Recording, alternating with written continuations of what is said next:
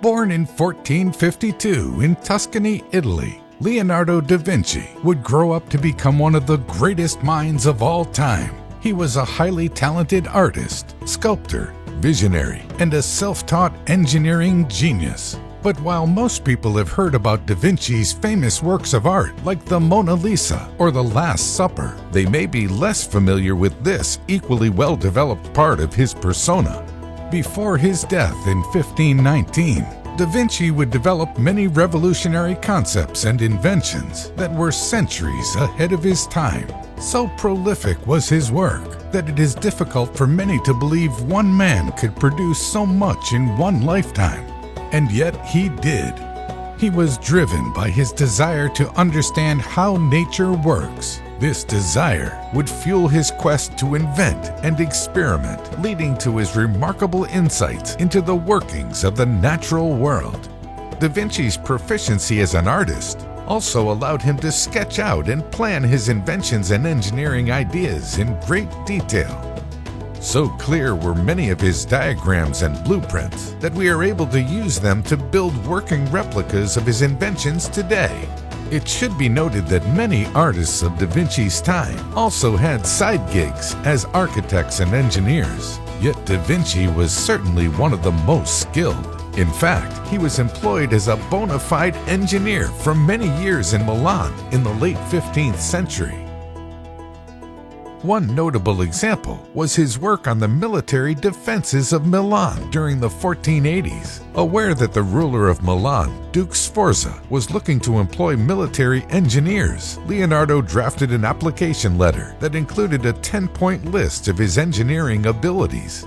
In case of a siege, I know how to dry up the water of the moats and how to construct an infinite number of bridges, covered ways, scaling ladders, and other machines for this type of enterprise, he wrote.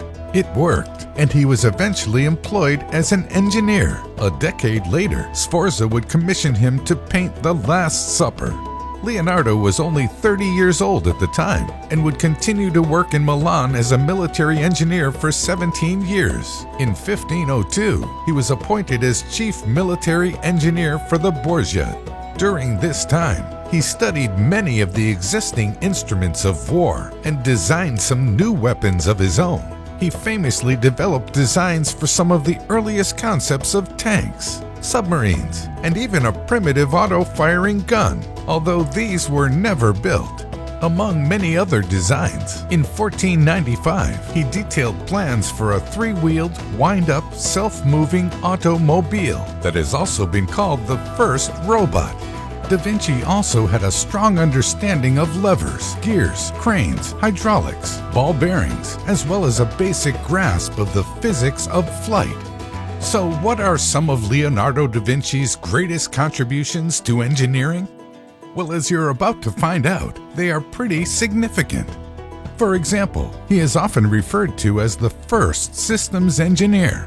Through his work, he was able to create a new way of looking at and understanding how machines work. We'll let the curators at the Boston Museum of Science explain further. He reasoned that by understanding how each separate machine part worked, he could modify them and combine them in different ways to improve existing machines or create inventions no one had ever seen before. To this end, his notebooks are crammed with systemic explanations of how each component in his inventions combined to make them work as a whole. This was revolutionary for his age. Most of his greatest thoughts and studies were written in a body of work called the Codex Leicester. This is currently owned by Bill Gates, although it is on display at the Seattle Art Museum and has been fully digitized for the public to view at their leisure online.